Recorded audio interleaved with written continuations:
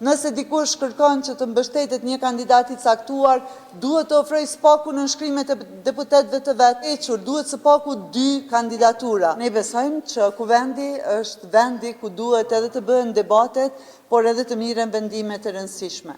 Për te kësaj, sikur se jemi në njëri të gjithë, e keni përcjellur besoj dhe e dini tashmë, Lëvizja Vetëvendosje si subjekti fitues i zgjedhjeve ka bërë disa hapa dhe ka paraqitur disa propozime në mënyrë që të shmangen edhe një palë zgjedhje të reja, të cilat janë të panevojshme e nuk janë të duhurat për qytetarët dhe aq më pak pritet se do të sjellin ndonjë rezultat të ri. Unë si shefe e grupit parlamentar të Lëvizjes Vetëvendosje nuk kam pranuar asnjë nënshkrim, ndonse ne kemi qenë të gatshëm që të shtojmë me nënshkrimet tona plotësimin e kushtit të domosdoshëm që të jenë së paku 30 nënshkrime për secilin prej kandidatëve.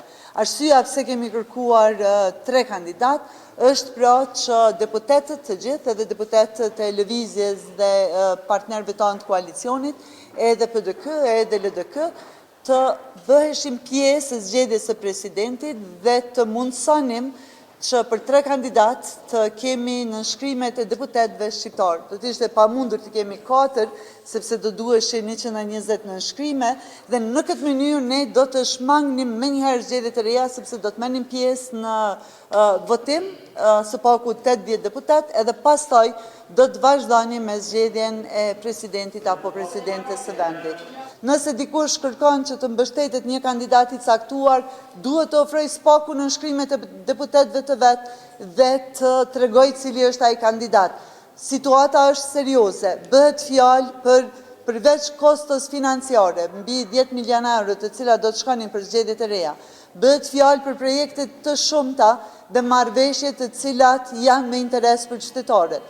Bëhet fjalë që të mos dërgohet vendi edhe një herë në zgjedhjet e reja, dhe në këtë situatë duhet të reflektojmë me përgjithësi. Si Lëvizje kemi ofruar 2 kandidatët tanë për të shmangur zgjedhjet. Jemi të gatshëm që të tërheqim këto 2 kandidatura nëse kemi propozime serioze. Ju bëj thirrje edhe tani, por edhe pastaj pas seancës, nënshkrimet i kemi të gatshme. Në momentin që kemi propozimet nga PDK dhe LDK për 3 emrat, ne thrasim seancën e re brenda orës, mbledhemi të gjithë dhe votojmë presidentin apo presidenten. Duhet të kemi të qartë, për të tërhequr duhet së paku 2 kandidatura.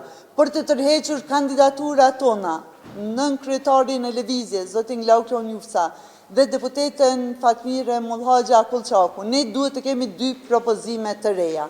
Nuk mund të vazhdojmë me një emër të përveçëm dhe na duhen që të kemi 2 propozime. Unë pres që të na i sjellin nënshkrimet, jemi në kuvend, e them publikisht, sapo të kemi 3 propozime nënshkrimet e PDK-s dhe LDK-s, brenda 30 minutave thrasim seancën e re dhe shkojmë në votim.